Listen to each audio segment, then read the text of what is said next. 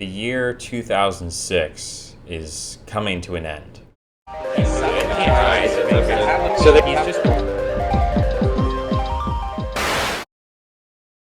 The year 2006 was a revolutionary year for freedom of speech in the positive sense.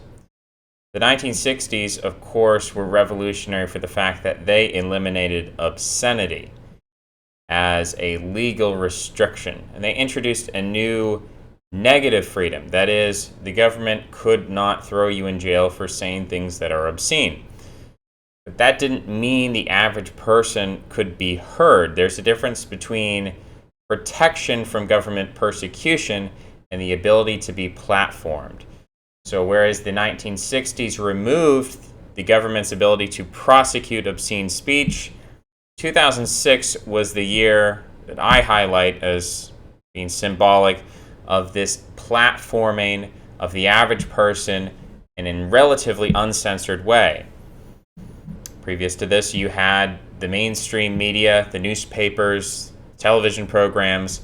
They platformed who they wanted to platform. That didn't mean it was illegal to have a different opinion from the mainstream. It just meant no one cared because no one heard you. All of a sudden in 2006, people started producing content, and their content had a platform, and an alternative opinion could be heard.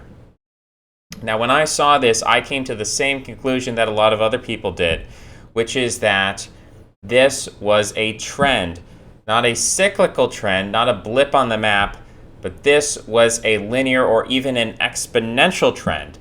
That we went from a civilization which changed slowly over time with occasional revolutions due to famine or war or some other cataclysm, but this seemed to be leading to an information revolution. That anyone could go on YouTube or Twitter or Reddit or any of these platforms and host their own opinions, and millions of people across the world could read or listen or watch and have their minds changed. And I experienced this firsthand. I was exposed to ideologies that were completely divorced from what I was hearing on the news or in school or from my parents or my community. And so I believed in this process. I believed that this would continue. I believed that it could not be stopped. I believed that it was intertwined with international finance and the economy, and that censorship was too clunky and it cost too much and it would bring down the system, and that ultimately the freedom would only increase, the alternative viewpoints would only increase. We can look back on that and say it was naive, but at the time, not having any other point of reference, not having any other comparison of, say, the Gutenberg press, the printing press, or the various inventions that actually improved upon that printing press, made it cheaper and cheaper and cheaper. So there's a huge difference between the press in the 16th century and the press in the 19th century. And the cheapness, meaning that, that as the cost goes down, you can get a greater diversity of viewpoints from a greater diversity of people. But I didn't really have a strong sense of history. I didn't really have anything to compare this to, and so I had to view it as something novel. And I wasn't the only one. There were a lot of people who looked at 2006 and that decade or so, from 2006 to 2016, as a period of unprecedented freedom that could not be stopped. It was chaotic. It was anarchic. It was destabilizing. Everyone felt it. We certainly felt the negative effects. We certainly felt internet addiction. We certainly felt this negativity spiral that people would get into, complaining about their lives, bemoaning the state of things. The entire emo goth movement, while it had earlier precedents in the 1990s, Marilyn Manson, and certain things prior to 2006, it really took off for a lot of people. I can't even talk about some of the disgusting things that came out of that, the self-harm that came out of that. But we all saw the negativity there. And we all felt it surely could not be planned, that this dissolving, this dissolution, it would hit everybody equally. And this is a fallacy that I encounter a lot. The idea that, for instance, I believe the couples, the name doesn't matter. We've all seen the picture of the man and the woman standing outside their mansion, armed, defending their property from protesters. And I've seen so many different people valorize these individuals who I thought maybe would be smarter than that. Because these people are civil rights lawyers. These people are Democrats. These people are wealthy. The only time they come out in favor of the Second Amendment is when they use it to defend themselves selfishly. They don't care about the country. They don't care about the people living in the not-so-rich neighborhood. They live right next to, it's not a megachurch, it's something else, but they live next to a symbol of power, a symbol of wealth. That's their neighborhood. It might not be the same as yours. And I see people defending these people or valorizing them and making them into heroes when they're really not. When they are watching the country burn, and in this freak sort of accident, the protesters happen to have wandered into the neighborhood, I can bet you, I would put money on it, that these people are going to invest in private security because you're rich. Why defend your own property? Get someone else to do it for you. All these gated communities already have security guards, but usually they don't carry weapons. Well, they're going to. That's how it is in South Africa. That's how it is in parts of Brazil. You're going to have armed guards for the rich. I don't get armed guards. You don't get armed guards. But there's going to be armed guards, and they're going to be effective.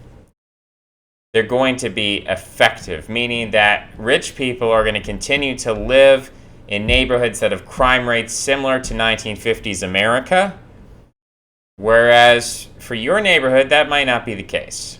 But they don't care. They don't have a connection to you. The reason I bring this up is because I think this is the same fallacy that people use when they think about the year 2006 and what that year represents. We all felt a dissolving. We all felt that as we became more invested in the internet, we felt ourselves becoming alienated from the previous generation, from the boomers. We felt ourselves becoming alienated from our communities and our families. We felt ourselves being sucked more and more into something that seemed to dissolve taboos, racism, sexism, violence, pornography. It all just seemed to float in a nihilistic ether. There were no boundaries. Everything was crumbling. And we felt that because this was happening to us, that this must also be happening to the power structure at large, that this must be a sign that our elites are losing control. They don't know what's going on, and they don't know what to do, and everything is just coming down. There's going to be an opportunity for something new. And so I, like many other people, thought it was very important that we invest our time and energy in what that new thing is, because we believed with certainty, and it seemed reasonable looking back on it. From where we were at the time, we didn't have the foresight, perhaps. Maybe we didn't have the hindsight, but in that moment, it seemed logical, it seemed reasonable to say, the system cannot continue like this. We cannot have a nihilistic culture. We can't have a culture without morality, without religion, without something in common to hold us together. We can't have a culture where anything goes. This society is going to crumble. Something's going to replace it. What is that thing going to be? We're going to decide that, not the power structure. The power structure is coming down. We're going to decide it. So what is that going to be? And we explored things. We explored anarcho-capitalism. We explored communism. We explored theocracy. We explored all kinds of crazy, zany ideas, not just for fun. And clearly there was personal motivation.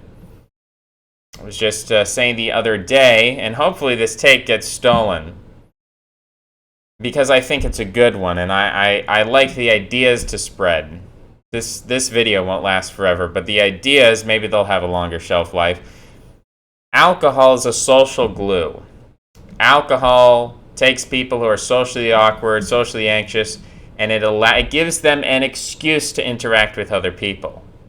The alcohol itself, yeah, it tastes good, but you'd be surprised the number of people who will, buy the cheap stuff just because they want to loosen up and feel some sort of social connection, even if they won't entirely remember in the morning, because they're in that tough place where they don't know how to interact with people outside of alcohol and drugs.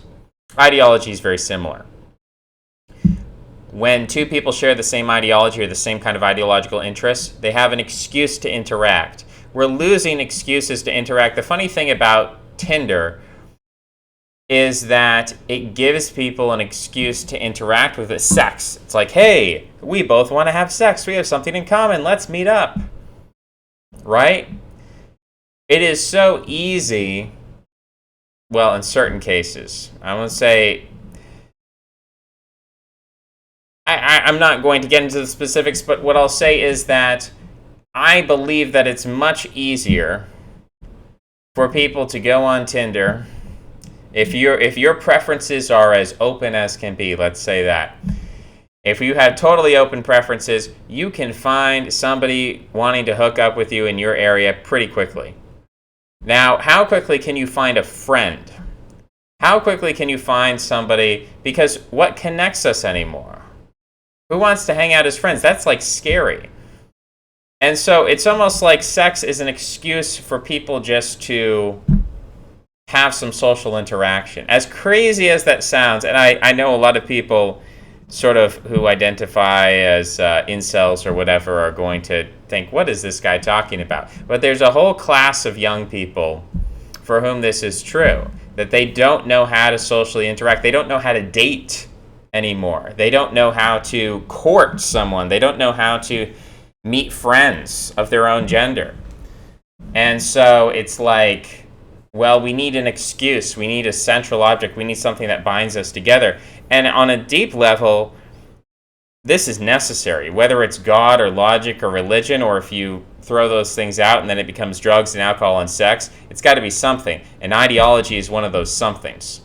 And so that was part of the reason why people were attracted to ideology, because it gave themselves a sense of like, hey, I have brothers, I have a movement, I have something that can connect me with other people, that can connect me with a larger society when everything seems so disconnected. I can't relate to my community, I can't relate to my parents, I can't relate to what's around me. Ideology is going to be the central object that's going to take me out of the nihilism, and it's going to get me to a new promised land, if only in my mind, but at least it's something, right? Even if it's only mental. That was part of the attraction of ideology, but we still justified it. We didn't just say, oh, it's just a social club. And in fact, it would be more benign if it was just a social club. And I think when people felt more that it was just a social club, that was in a way healthier to say, hey, we're a group of guys, we like video games, we like chess, we have a hobby, we go fishing, we like ideology. When it's just sort of another hobby like that, I feel that, of course, people are always going to get pedantic and grandiose and, take something that doesn't matter and ruin lives over it. But I felt that there was, prior to 2014, there was some kind of tacit recognition that this doesn't matter, it's a hobby. If it does matter, it matters in a theoretical sense. It matters in the sense that it's planting the seeds that will someday take root in decades or centuries. It wasn't a question of our ideology is important, we have to get it right now, and we have to implement it because we're in power, and if we make the right moves, we win, and if we make the wrong moves, we lose. It became this high-pressure environment. But there was a sense in which people thought it mattered, and they cared about it, and they justified their activity in terms of, this will change the world. It will change the world because the world has to change. And it's not just going to change for the worse, but eventually it's going to change so much, it's not sustainable. We're going to get something new. What is that new thing? That was the question that people were asking. And different people went through different sorts of ideological evolutions, point A to B to C to D, and back and forth again, and cycles and layers and axes, political axes, and horseshoes, and all kinds of geometry spheres. Three-dimensional politics, four-dimensional, right? And all these layers of, well, if we elect this person, then there's going to be a backlash, which is going to hurt us. But if our enemies attack us, that makes us stronger. All these kinds of, theories, accelerationism. And we're reaching the point where all of that big spider web hanging from this willow tree, it's gathered up and it's become more and more heavy. We thought it was just kind of this infinite growth that would just go on and on and on. And what we're finding is that the roots of that tree that we've laid all our intellectual spiderweb, the roots are rotten. And a lumberjack has come with a big shiny axe and he's chopping that tree down. And I don't care how big we make our spiderwebs. I don't care how complex we make them. I don't care how intricate we make them. The tree's going to come down. And no amount of spiderweb is going to stop that. So we're falling. We're in free fall. We're watching our hard work of years of building up this intricate ideology and forming it and justifying it and investing emotionally in it and creating social groups over it and losing, sacrificing for it. If you're an anonymous person on the internet, you've still sacrificed. You've sacrificed time, you've sacrificed energy, you've sacrificed effort, and those things matter. And that's why I'm talking about this. Because even if you're the most passive consumer of content, even if you've never put your neck out for anything, you're still sacrificing things. Your time is important. Your time is valuable. Even the most average person who thinks they're nothing special, and 99% of ability is simply belief and confidence and will and faith. If you have those things, you don't need to be intelligent. You don't need a high IQ. You can do amazing things. Technology has taken over a lot of, the necessity for being a smart, creative person. You just spend enough time. It's like monkeys at a typewriter. If you take an average person, you throw them at some kind of software, and if you just stay dedicated and disciplined for long enough, you're actually going to make something pretty impressive. You take someone who's intelligent and you wrap them up in a bunch of spiderwebs of ideology and they spin their wheels all day, you're not going to have anything at the end of the day. So that's the message. The message is, people thought they were being heroic, didn't they? I thought so. That was my goal in a lot of ways. We have to find the dragon. We have to find the big bad opponent. We have to find the big bad problem. We have to attack it. But if a knight in shining armor rushes into a cave thinking he's fighting a bear, and it's so dark that he can't see what he's fighting, and he gets killed by a dragon, was he really brave? Was he a dragon slayer? Was he fighting dragons? No. In his mind, he thought he was just killing another wild animal, a bear. He didn't know it was a dragon. And so when people go rushing in and they think things like the system's going to collapse any moment, you've heard it all before. Oh, this is the big recession, this is where the economy is going to collapse. Peak oil's coming, the global warming, the catastrophe, the rising sea levels, all these various projections that people make. And they're true in the long term. I mean, eventually disaster is certain.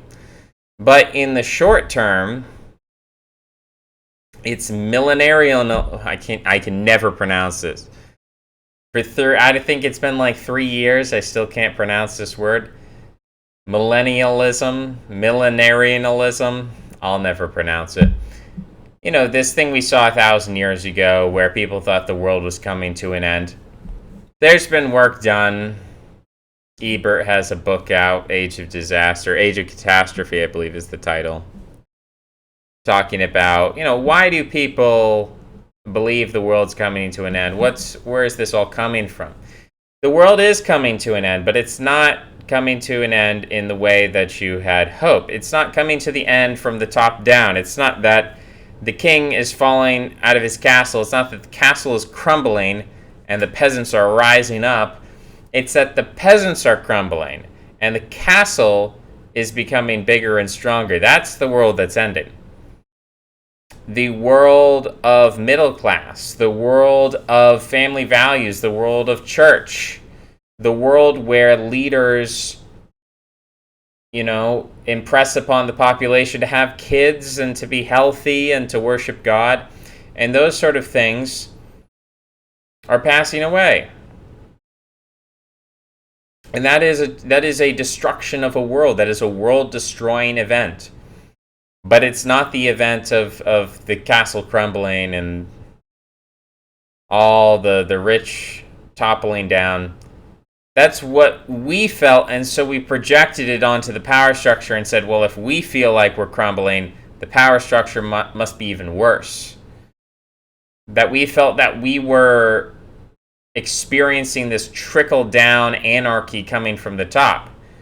We didn't realize that it was orchestrated. We didn't realize that, of course, there is a difference between decision and incentive. If I put food under a cage, I prop up the cage with a stick and an animal wanders in, I didn't make the decision for the animal, but I set up the incentive. If I tell a person, here's a Snickers bar, don't eat it, and I leave them alone with it, am I forcing them to eat the Snickers bar? No. But am I creating certain incentives through advertising, through experience, through suggestion, through pretending to go away and leave them alone?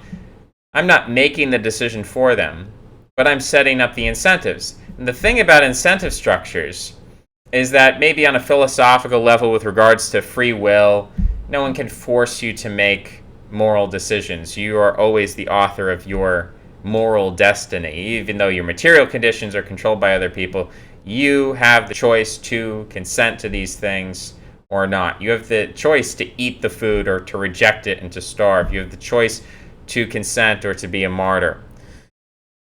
But on a sociological scale, when you create incentive structures, there might always be some kind of priestly aristocratic minority that rejects the cake put in front of them, but the majority of people are going to respond to incentives. And so when you create incentive structures on an individual level, you're not making a decision, but on a mass scale, you're definitely making a decision. And incentive structures are actually not that difficult. If you tell people, hey, I've got a sex simulation that is going to be in your pocket 24/7. It's going to be in your workplace. It's going to be everywhere at all times. It's a 5-second click away. It's going to simulate the craziest sex. It's going to be completely dialed in to whatever you want, completely customizable, infinite, easy, secret, private, nobody has to know. That's a pretty big incentive from an evolutionary standpoint. Kind of hard to say no. A little bit different from, I have to go down to the bad part of town or go down to the gas station, pick up a Playboy, and shamefully hand the 16-year-old kid across the counter, the $15 so that I can get the Playboy and go home and flip through the pages. And, there's 200 pages and you got 200 women to choose from and you're flipping back and forth. A little bit different, right? And a little bit different from before that where, you actually have to meet someone in person and pay them money and you're in a dark alley. Or we can see how as we lower costs and we make payoffs quick and cheap and easy and anonymous and unaccountable, we can see that that's just one example of how you put these incentives in front of people. And the idea that you're not making a decision, or that this is somehow complicated, that this is rocket science, that, oh, well, the elite can't calculate everything. This is libertarian thinking. Oh, well, the Soviet Union, they can't make the shoes because they're going to make too many or too few, and there's always going to be a problem of calculation. You can never calculate the market. They don't need to calculate the market. They're not calculating every single market interaction. All they're doing is bending the market. They're not telling you that, if you think anything besides the orthodoxy, it's illegal and you're going to jail. They don't do that. They just create incentives. And some of it is very simplistic, and some of it's a little more complicated. I think the strategy is very simple. I think the strategy of taking people and just saying, like, okay, well, what makes people a challenge to authority? Local structures. That's essentially what the left is. The left is about destroying local structures and centralizing everything. That's what resulted in the French Revolution, right? You centralize everything around the monarchy, and then all of a sudden Paris controls all of France, and you have an uprising in Paris, and then what do you get? You get the metric system. We have to standardize. We have to universalize. The French revolutionaries were connected with these fraternities that were pan-European in orientation. So it's centralizing, and this trend going toward that is very simple.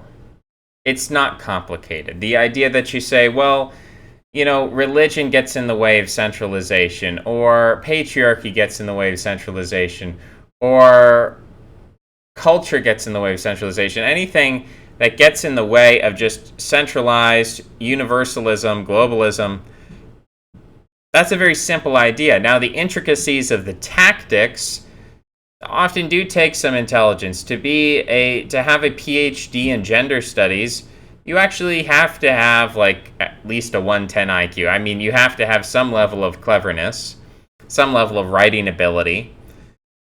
Maybe I'm overestimating here, but legitimately, there are problems in the left. How did we get from point A to point B? How did we have these cultural revolutions? How do we write the movies and the books and the narratives and the mythos?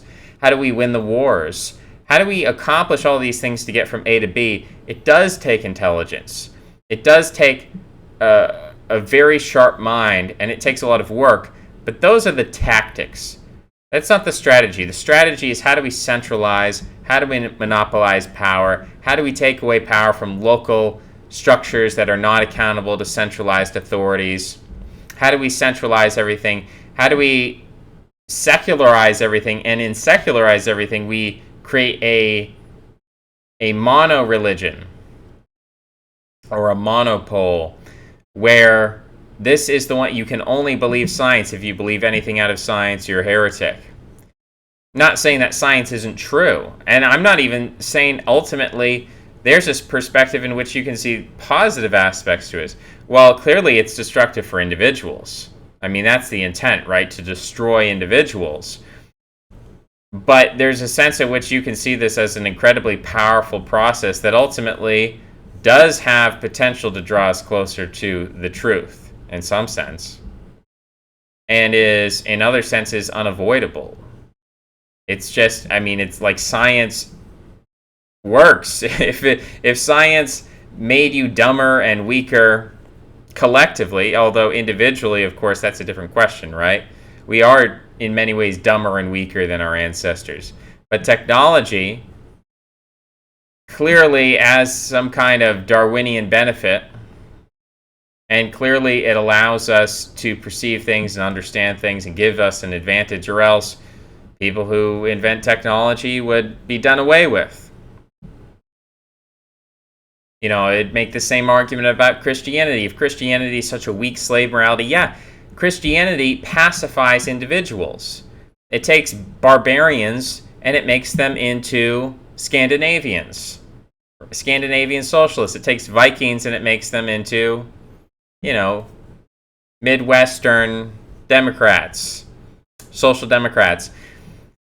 Clearly, on an individual level, it takes people and it strips them of their ferocity and their power and their paganism. But what does the total system look like?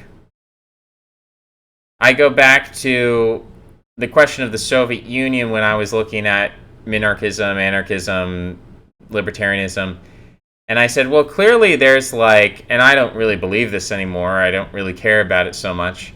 East Germany did a great job of communism. So it's not like the Soviet Union is representative of all communism at all times. But let's just take the libertarian argument for granted that a minarchist state with minimal regulation is going to have the best economy, and therefore it's going to have the best military, it's going to make the most of the least resources, etc., etc. And the Soviet state's just so inefficient, and it has all these resources, but it's wasting them, and it's very wasteful. But if you have a Soviet Union of millions and millions and millions of people, and you have a little minarchist state, which is going to win?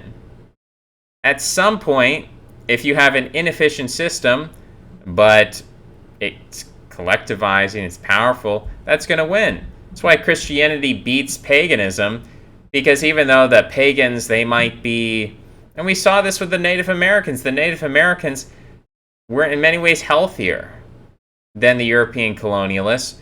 Their men were more, how should I say this?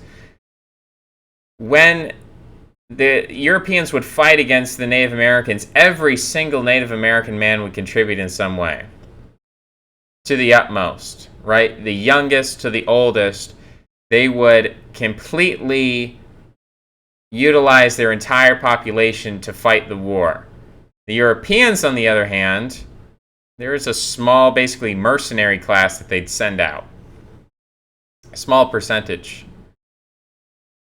And so you could say that in some ways the Native Americans per capita were better equipped for war. But that didn't matter because they were fighting this centralized economic powerhouse that was just having, pre-industrial society, but getting there with their agriculture and their population growth and their boats and all these things just overwhelmed them. That's what Christianity did. Christianity stripped people of their individual pagan ferocity, but it created a collectivized, centralized system, led to, and you could say in many ways it was just stealing from the Roman Empire, Roman imperialism in that way.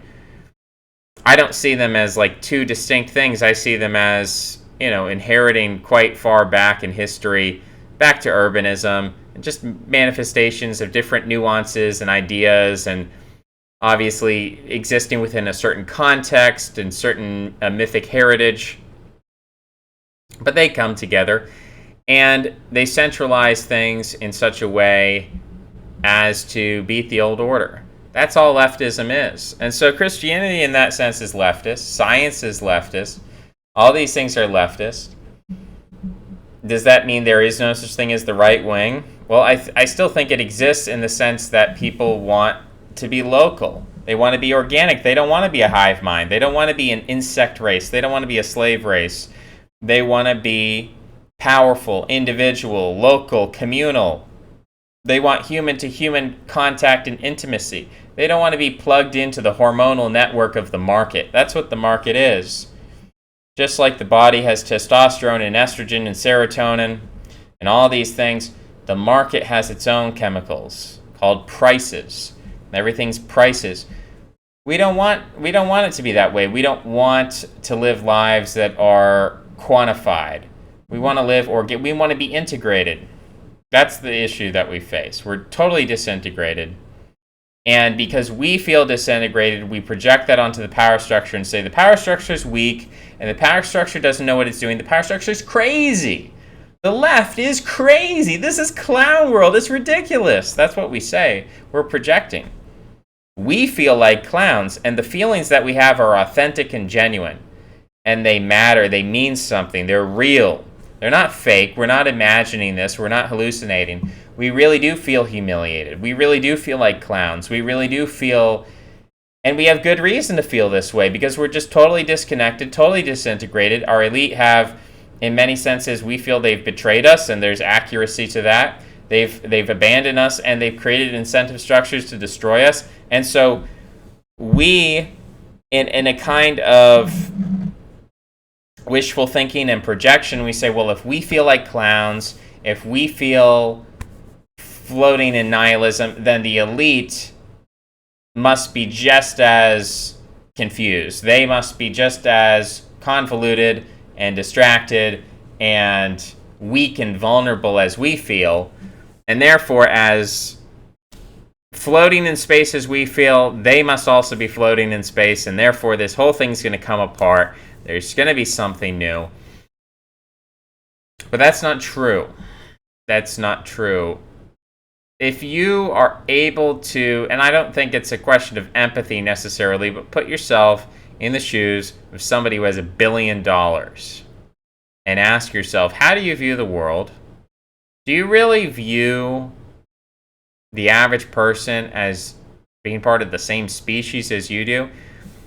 You say, well, of course, billionaires love people. I mean, you can understand how the counterfactual sounds ridiculous, right? And as we go back in history, we see evidence of this. We see the way that the European aristocracy thought of the common person. We see the way in which aristocracies all over the planet have thought of the common person. As an animal, as something less than human, as something subhuman. This is what they think. Now, they don't necessarily broadcast it unless you have an extremely violent society in which there's no need for deception. Maybe the Spartans would say that. Maybe they would say, yeah, we're a superior species, and the Helots, you are subhuman. Maybe they would say that. But as time has gone on, as we've become less physically violent, we've become more psychically violent and deceptive. With civilization, with things like Christianity, you can't just come out and say, you're like an animal to me. The upper class can't do that anymore. Doesn't mean they don't think of it that way. And so when you have an upper class that thinks of the average person that way, and you think of all the things that, the way that you're being treated, the way society's being set up against you, in such a way as to drag you down to the lowest of the low and create this gulf. The left talks about social inequality. That's legitimate, right? I'm using the term left in a lot of ways. I'm using the term left in the sense of a historical force that creates change over time. Now I'm using the left in the sense of a perspective, an analysis of history. When the left says income inequality is out of control and it's rising to levels that we haven't seen in hundreds of years, they're correct. They're not lying. And for the left-wing analysis, they say, oh, well, that's right-wing because capitalism is right-wing. Well, that's where we start to disagree and how useful those labels are. But as we're trying to work through these framings, there's legitimacy behind the labels. Whether we agree with the labels or not, there's legitimacy to the analysis. That is what's happening. And the chaos on the ground is not reflective of the chaos at the top. When people talk about how South Africa's out of control and they're just killing random farmers, are they killing bankers? Are they killing the guys who own the diamond mines? Are they killing the guys who run the stock exchange in South Africa? Are they killing the models? Are they killing the athletes? No, they're killing the farmers because of a unique historical political class represented by the farmers in South Africa, who represent a different kind of order. You could say they represent a red political orientation as opposed to the blue political orientation. They're rooted to the soil. They're not international. So you're not going to see bankers getting killed in their homes in South Africa. And they've got the security services to prevent that. Their crime rates are very low. They don't experience the random violent crime because they've got the money. At some point, you become so rich that there's only so much positive benefit you can get out of that. There's only so many cars you can have before it just sort of becomes like useless to you. Like you can have a lot of, your first sports car feels awesome, and your second one is like, that's also cool. but it sort of divides by half each time, and eventually the benefit is so small. It's like, I can have a car. I think one of Saddam Hussein's sons or relatives had just a garage full of sports cars. It's just a big garage full of sports cars. It's like, can you really get enjoyment out of that? And so rich people at some point, they almost want to create problems, Keynesian broken windows, because it's like, what are we going to use our money for? Well, maybe we'll create a giant security apparatus to protect us from the violent crime that we've created. And South Africa wasn't always that way. That's another video for another time, I guess, debunking this idea of demographics is destiny. No, it's not. People are very malleable. And you can make people into criminals, and you can create incentive structures to make things that were manageable into something that is still manageable, but for different people. Manageable for the upper class, manageable for the rich, not manageable for the average person on the street, maybe. Not manageable for the middle class. So,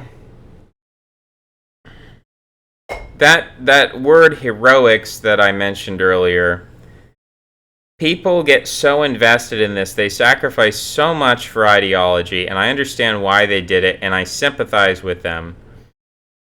But the purpose of why I talk about politics, why I bring it up, why I mention it, why it's in my mouth and in my mind, is because I want people to understand that it is a particular slice of life, that it is not everything. I want to disinvest people from this particular time sink, this energy sink, and understand that the desire to sacrifice, the desire to be heroic, the desire to have purpose larger than yourself, all these things are important. And I'm not here to tell you, and it's actually very reflective of the mindset I'm trying to fight against. When I point out to people that political fantasies are a waste of time and they're bad, what's the response that I get? I get the response of, oh, so you think we should just give up and do nothing? Oh, so you think we should just hate ourselves, and what's the point of even living? That's the kind of response I get. Because to that person, all those things are true, right? Well, if we can't be political, then what is the point of living? Because they have nothing else. Because that's the only thing to them, is this question of, what are we going to do? How are we going to save civilization? To be honest, civilization is going to be fine. You might not be fine. Civilization is going to be fine. Civilization meaning the ancient practice of domesticating human beings to act as a hierarchical collective. That's going to continue. Don't worry about that. We're going to have civilization. You might not do so well in that civilization, but it's going to be here. It's going to exist. We're not going to have a collapse. We're not going to go back to medieval times. We're not going to have a post-apocalyptic wasteland. Civilization is going to go on. It's going to continue. The GDP will continue to grow. Doesn't mean that you're going to become a wealthier person. Doesn't mean that your life is going to improve. In fact, if you're not careful, and if you're focusing all on this political stuff, you might not have any chance. And what I'm telling people is that the best chance that you have to create a good life for yourself and the people around you, and to protect the people that you love, which I think is a heroic act, is to divest yourself from this fantasy that by having the right ideology, the right politics, you're going to create the better future. That's been decided for you. There was a 10-year window from 2006 to 2016, and maybe we felt some aftershocks in the last 4 years, but there was a decade where it seemed like things could change. we felt very viscerally that things were radically changing. And therefore, we concluded that there's an opportunity here. But it was the opposite. Things were radically changing, not toward anarchy, not toward a new system, but toward a doubling down of the system in a radical way that you would get from, I guess, I haven't read it, but Mark Fisher's Capitalist Realism. Just a total, everything that opposed the supremacy of the upper class has just been systematically removed and destroyed and undermined. So there's still work to be done, but it's not in politics. That's why I talk about it, because people are obsessed with it. They're wasting their lives over it. They're thinking that if they don't have some kind of political solution or ideology or attachment or group oriented around that, that it's all over, because they've been so sucked into it, so addicted to it, they don't feel like they can connect anything out of it. It's this exact same thing as a person where it's like, hey man, want to just hang out? Oh, are we going to hook up? No, we're not going to hook up. Oh, we're going to do drugs and drink? No, we're just going to, I don't know. What do people do, right? That's the question. What do people do? What do people do anymore? You don't know. People don't know how to function. I'm not saying everybody, but I'm saying there are certain people who really just don't know how to function socially and carry on a conversation without drugs or alcohol, because we've lost some of the other binding aspects of the culture and socialization. And it's the same thing with politics. People feel like if I don't have politics, and that's not the biggest part of my life, and I'm not thinking about that 24/7, I am going to die, because I'm not going to have a social group. And if I don't have a social group, I'm alone. If I'm alone, I don't have the collective, I'm going to die, right? That banishment in a prehistoric society is equivalent to a death sentence, especially you live in a harsh climate. So people have this attitude, and I'm trying to divest them of it, because I think you're going to see it become more and more ridiculous as time goes on to hold on to this notion of, well, who are we going to vote for? Are we going to vote for the accelerationist candidate who's going to we're going to boil the frog faster, which is going to produce a reaction, which is going to have a better chance of getting us to the promised land? Or we have to vote for the conservative who's going to keep things the same for longer, and then we're going to have more time to we're going to convert people, and when we convert enough people to our cause, then there's going to be some opportunity that something's going to change. All of these machinations, all of these stratagems are equivalent to Guy Fawkes in England. You know, the Guy Fawkes mask, the anonymous mask, the V for Vendetta mask. There was a dude named Guy Fawkes, and he wanted to blow up the parliament in England. Why? Because he was a Catholic. He's a revolutionary. He said, we need to make England Catholic again. Make England Catholic. What is that? MECA, Mecca. We need to make England Catholic again.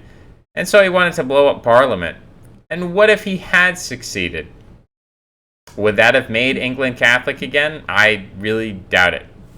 When the upper class is Protestant and they're against you, the aristocracy, the money power, the military, the merchants, they're not Catholic anymore, you could blow up Parliament 10 times. You're not going to make England Catholic again. That's what right-wing political people are right now.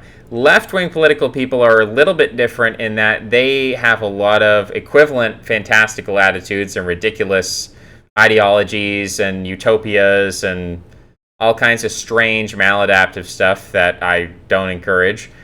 But at least the left is supported by the power structure, and so when they invest their time and energy into ideologies that serve as a social glue to bring them together and to sort of bob them up like a life jacket from the ocean of social decay and nihilism, at least they're not going to lose their job and be alienated as much, and like it's easier to be a communist socially, economically in American society. It's not as many consequences. I'm sure, they are like hurting the family relations in a lot of cases. But better than being on the right wing on a personal, on a level of how does your ideology serve you. My argument is to dump the whole thing. My argument is don't be a radical communist. Think you're going to save the world that way. Because that's, we all know the pitfalls of that. We all know the problems with that. Don't be a radical right-winger. Just divest yourself from that. As far as your personal life, there's still things we can learn from history, tradition, religion, sociology, culture. We can still learn to conduct ourselves in a way that benefits us. We can still learn that the way we make decisions has real impacts. We can still understand that being liberated in every sense of the word is a form of self-destruction, that we actually need discipline, that we need to serve a master, that even if we say, well, I'm an anarchist, I'm going to serve myself. Well, who is yourself? Because within yourself, you have competing interests, you have competing wills. On the one hand, you want to think long-term. On the other hand, you want to think short-term. That's the most basic dichotomy, and then we splinter off from there. But everyone has competing wills within themselves. So even if you're an atheist anarchist, you still have this question of, who is this me that I am serving? What is my will? That's still a question. We still have to tease that out. And I think the basic principle that you want to try to harmonize your short-term decisions with your long-term goals, that's a praxis, that's a process, that is something that happens over time through effort and through discipline, through ritual, habituation. And the best way to achieve that, by the way, is through community, because we're social creatures and we have there's this term, mirror neurons, right? Whether it's real or not. Basically, it's effectively communicating to you that the people that you're around change you. If you surround yourself with people who are drowning in the ocean of social nihilism, while the rich people cackle from their yacht, if you're surrounding yourself with those people, you're going to be miserable. If you make the intentional decision to surround yourself with people who are at least trying, they might not be perfect, there's no perfect people, but they're at least trying to, kind of Jamie Jangle a raft together. Come on, guys, let's get a few floating logs, tie them together, try to get ourselves a little bit drier here. Maybe find a little island somewhere. It's not perfect. We're not going to be kings of the world. We're not going to overthrow the rich people with their yachts. That's not our point. The point isn't to overthrow the system. The point isn't to punish. We're victims. We need to punish the people who have done this. Remember what they took from us. No. There's not going to be a peasant uprising. We're not going to destroy the billionaires. There's not that kind of solution. And again, all of these things I'm saying are context dependent. They're context dependent in the sense of course, over hundreds of years, historically, civilizations rise, civilizations fall.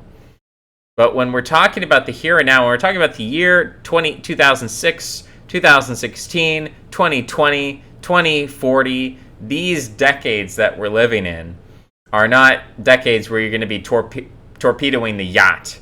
The yacht is big and powerful and strong, and it's stronger than ever, and it's getting stronger.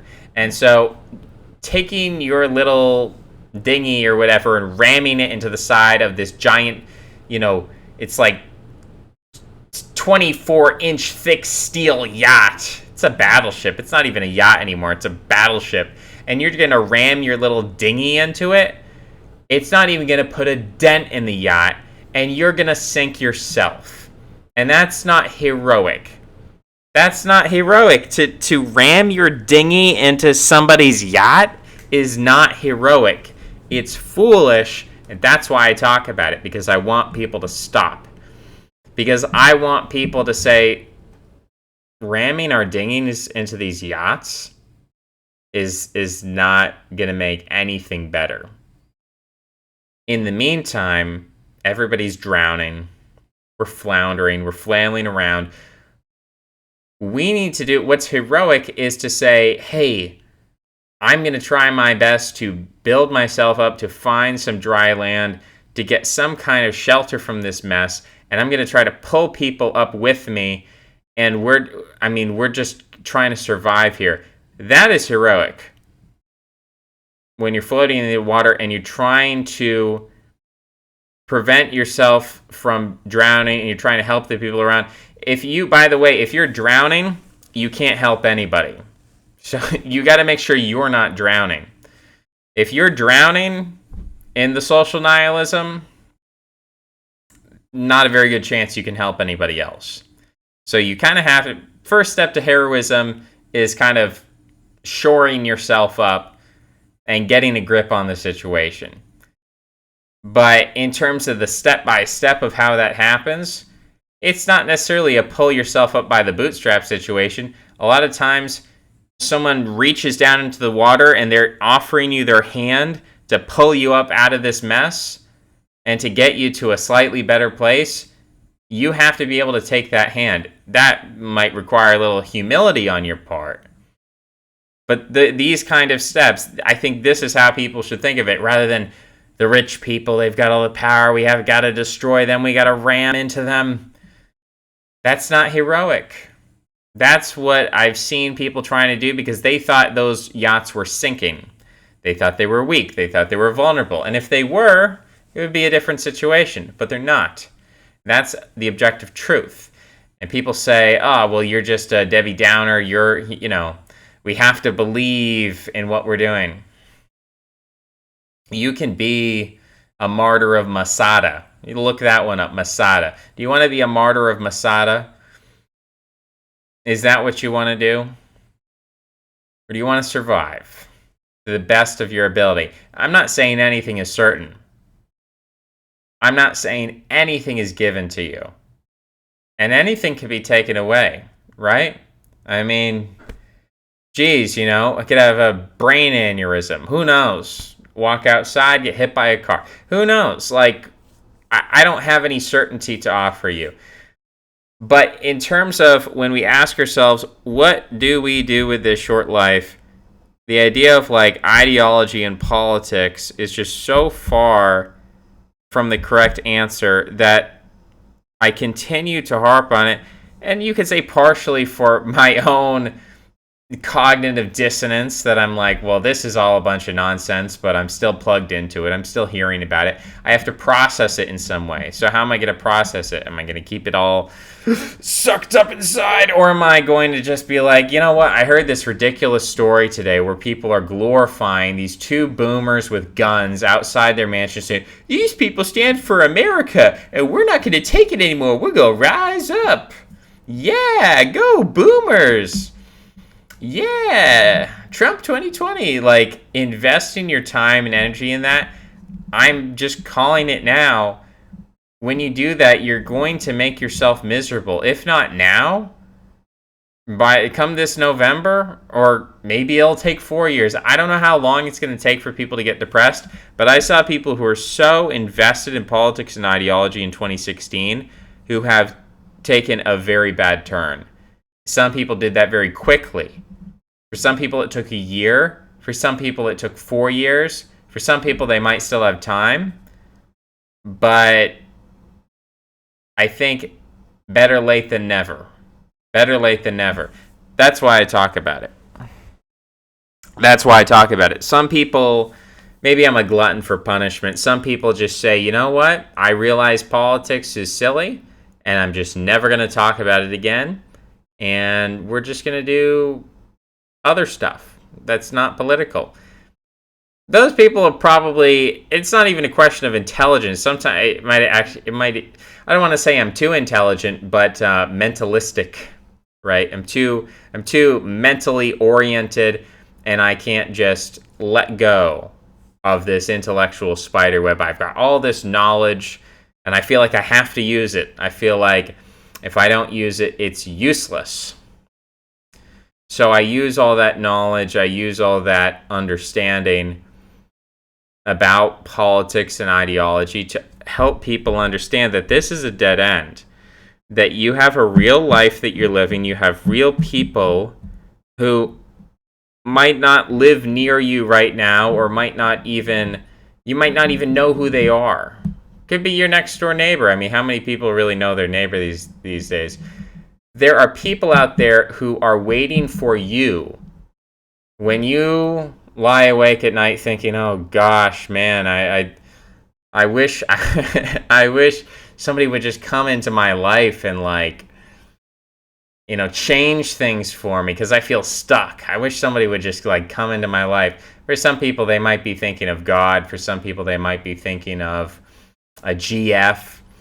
But you could be that person for somebody else. There could be somebody right now who's thinking, man, I wish somebody would just come into my life. Because let me just reiterate something for the millionth time. Dude making a video on the internet like you're watching right now is not the same thing as actually knowing real people. The parasocial relationships that I have formed and that other people form, and it's not something that I even want to blame people for. I do it in moments of ignorance, perhaps. But we recognize that the parasociality of the internet is this inevitable thing.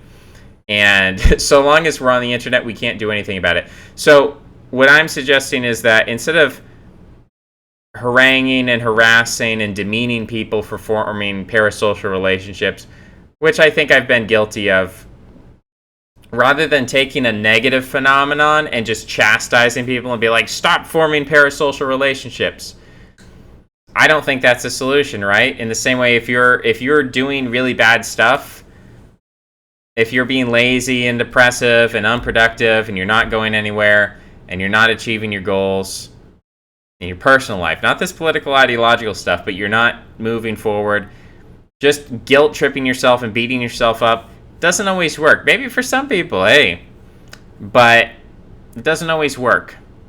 Instead, you need something positive to replace that negative. So the solution to the parasociality of the internet is ultimately bringing real people into your real life. And sometimes it's not just about bringing people into your life. Sometimes it's about going out and putting yourself in somebody else's life, which for a lot of people in this generation is a revolutionary concept. It's impossible. I can't enter into other people's lives. That's ridiculous.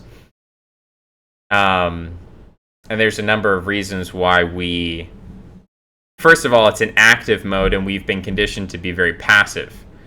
And that's one of the reasons I think why we think it's ridiculous that we could enter into somebody's life and make a difference.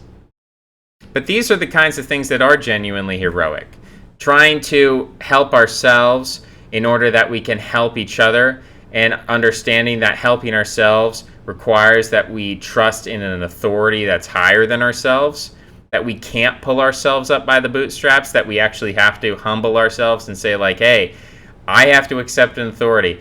I can't convince you which authority that's going to be, but what I am trying to convince people is that authorities that are political and ideological are not good. If you watch them as a pastime, as a hobby, and you recognize it for what it is, that's at least healthier than believing this guy is my leader. This guy is my leader and he's going to lead me to salvation. And these are my brothers. We're all political ideological brothers in this political ideological fight. We talk about how the system doxes people and the system makes you lose your job. There's a heavy percentage, if not a majority percentage, of people who have had their lives destroyed, not because of the system raining down on them, but because of these internecine so-called brothers who are supposed to be, who are basically 99% ideologically identical, but they have some kind of personal beef, some kind of drama, because of some disagreement they had in the past that they don't even have anymore. But they've continued to have the drama, and it keeps going back and forth, and they keep issuing the barbs. They keep issuing the attacks, and then the consequence is, when an opportunity presents itself, time to dox, time to drop an embarrassing bit of information, time to hurt this person, time to get revenge. That'll make me feel powerful. I'll destroy my enemy who's 99% ideologically the same as me. I'm gonna destroy my enemy so that I can feel good, so that I can feel relevant, so I can feel powerful. That's not building yourself up. That's not heroic. That's not helping other people. That's not doing good. So I'm going to continue to talk about politics and ideology. I'm going to continue to talk about it. You know, it's a transition for me that I have to make, and it's a transition I want to drag people into, and people are very resistant to it, obviously, and they get tired of hearing about it.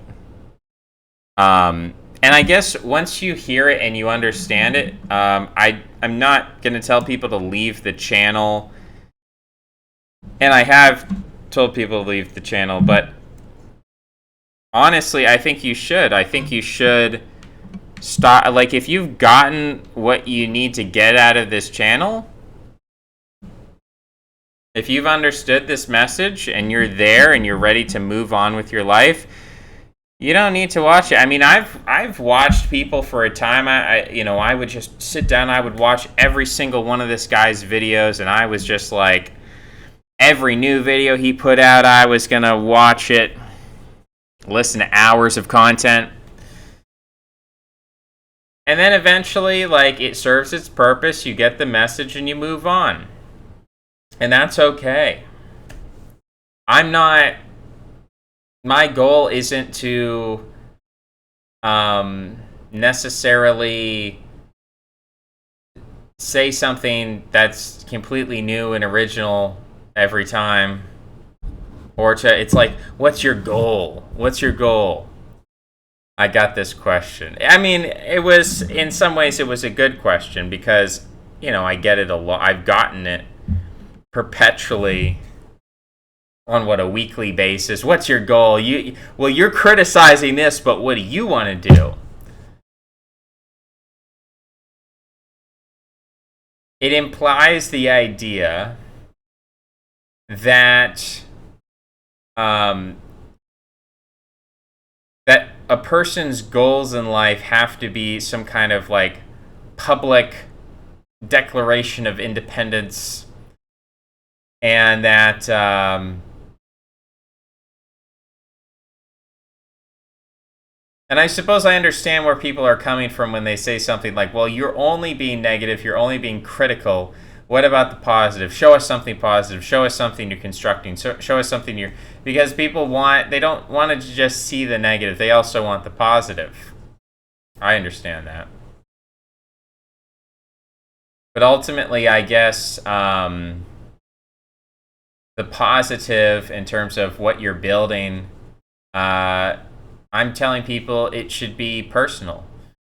It shouldn't be political. It shouldn't be civilizational. It shouldn't be ideological. It shouldn't be something that you would want to share to a bunch of anonymous people on YouTube. It doesn't have to be. It doesn't have to be. And, I mean, I suppose there are people who will put like, oh, here's my fitness journey, or here's my artistic journey, or here's my daily vlog, here's what I did today, here's the meal I cooked. Cooking streams, I don't know if that's really what I'm cut out for. I don't know if that's my thing. I think and it's not that the idea that the only thing I can do in life is make YouTube videos criticizing political takes.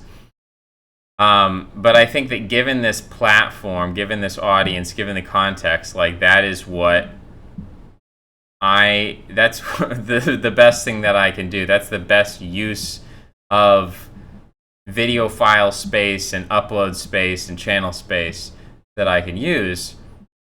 as opposed to here's my cooking video, here's my blog. It's very interesting the way that, I mean, YouTube's social media, right? So the way that if you look at a person's Instagram and you just see they're smiling and they're fit and they're in beautiful places eating beautiful food, you think that's all their life. When the reality is their life is sleeping on an airplane for 16 hours and then they've got to get up early for the sunrise and like traveling around and feeling hungry because they're on a caloric deficit and having to pose for like an hour to get the perfect shot, and like you look at the other shots and you've seen the angle, you've seen the ones where they do the angles where from one angle she looks amazing, from another angle it's like, is that even the same body? Like, did you switch out the bodies, right? So there's this Instagram thing where it's like they only show you this superficial positive view, and the actual life might not actually be that great. Maybe it is that great. And if it is, round of applause to you. But in some cases, you hear stories from these influencers where it's like, my life was hell, I hated it, I pretended everything was perfect, I was living a lie. So that's one presentation. Everything's awesome, and then in the background, everything's not so good. As opposed to what I'm doing with the channel right now, and of course I can do anything I want, but what I want to do right now is just, honestly, just be very critical of these political approaches that people are taking. All of them. Not singling out, I mean, I do sort of single out certain approaches, because I think those are the ones I can best speak to, because I think those are the ones I best understand intellectually and viscerally. Like, I guess I could get up here and criticize communism and try to convert communists. And I'm not saying it's impossible to do, but I don't know that I'm the best person to do it. The negativity that I put up on here, people get the idea then that in the same way that you look at a face or an Instagram page where it's modeling and good food and traveling, and you think that's 100% of the person's life. I think there are some people who look at the YouTube channel and they say, oh, this guy is just like 24/7 making political criticisms. That's his whole life. What is he doing that's productive? What is he tell us like what we should do? And I can't really get more specific than like these general goals. Be religious, be communal. You know, find a way to interact with people that's not political and ideological. That's not worth it. Right? These just very basic things. Because getting more specific than that, I don't even like know enough to get more specific, because I'm still in that process. So I'm not here. I don't have like a book for you step by step of how you exactly do everything. I don't know your context, and I think there's going to be different paths for different people. I don't think everyone's going to do it in exactly the same way. But I can just like point people in that direction and be like, hey, start walking and find your way. And honestly, random dudes on the internet are not going to necessarily, one, have the best intentions for you. Because people, you would assume that people would have good intentions, just not as a default. But sometimes people just like to mess with you. Sometimes people just like to feel, and this is something I run the risk of, but the idea of like, they like to give advice not because it's good advice, but because it makes them feel powerful to give advice, because it makes them feel like they have control, that they're an authority, that they're respected, whatever. So, I mean, it's something that I run the risk of, but if you have someone who's like telling you like, you must do this, and this is the only way to do it, and if you don't do X, Y, and Z, then like you're never going to succeed. I think there are many paths to success. I think there are many different ways that people can become a better person, because I don't think there's one single archetype or template for what a good life is. I think there are different types of good lives and different paths for different people. So I'm just trying to turn people away from a bad path that's a waste of time, and I'm trying to get people to like reevaluate their life and say like, okay, well, if I'm not just going to be a political ideological animal, what am I going to do? And then you have to ask yourself who you are. And then once you start to go through that process, then you can start to seek out people who emulate the type of person that you want to be, and you can associate with those people. And then you ask advice from those people, and hopefully people that you know in real life, and then you have a much higher chance of actually getting good advice that has good intentions. If the advice doesn't have good intentions behind it, it's going to be worthless. It's got to have good intentionality. And then we can get into specifics. But the idea that I'm going to be like, oh, well, you know, you should join this specific church, because to me it's context dependent. It's like if the church has good people in it, great. And I don't know of a branding or a denomination that's guaranteed to have good people in it. I feel like every denomination is you could go and I heard a story, guy went and it's like, oh, they had the Christian rock and they had the projector and the people were singing and, you know, they talked about how not being a liberal is sinful and this sort of thing, and it's a total turnoff. And then you go to others and it's like, well, it was a decent message or whatever, but they were all over the age of 60 and I felt very alienated. So I don't know that there's like a branding or a denomination that's going to give you the best success. And outside of that, I mean, like, you know, I can say to people like exercise or something like that, but even that I think is going to look different for different people. I mean, if you're overweight, you're kind of going to be approaching it in a different way if you're underweight. So I can try to tell people what's really bad, and I can try to push people in the right direction generally. But people really want these concrete specifics. Come on, I don't want to have to think anymore. I don't want to have to make decisions because the capitalism forces us to make all these silly decisions. It's like, do you want this complicated cell phone package that like you get this number of minutes, but then like there's a bonus if you're like over this age, but then the veterans discount of like, and this is a silly example, but then you could have this other super complicated thing that's like paired with your internet package, and you're like, I just want to know, like at some point you stop caring about the intricacies of min-maxing your capitalist consumer choices, and you're just like, I want a path. I want to like be able to read a step-by-step book like the Bible, but somehow that speaks to me and is relevant to my context and my situation. Because oftentimes you read the Bible and it's like, I don't know how this has to do anything with me. If you're not reading it in the mindset, and that takes practice. It takes a skill basically that you need to develop.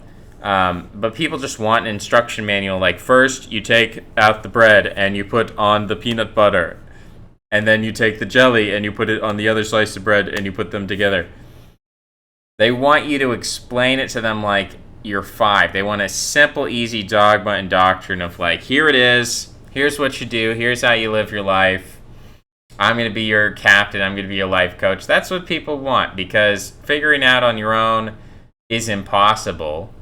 And you need people to help you. And it would be very convenient if internet advice was just as effective as real advice, but the truth is it's not what I say that matters. I could give people a workout routine. I could give people, you know, directions to the nearest supermarket and tell them what to eat. I could give them all kinds of advice, but ultimately the specific details don't matter. It's almost like at the point, like I'm not a vegan, but if you're in a really messed up situation and someone tells you to be a vegan and gives you a step-by-step guide of how to be a vegan, that's probably going to improve your life because it's going to introduce some kind of order to your life. So at some point, it doesn't matter what the order is specifically.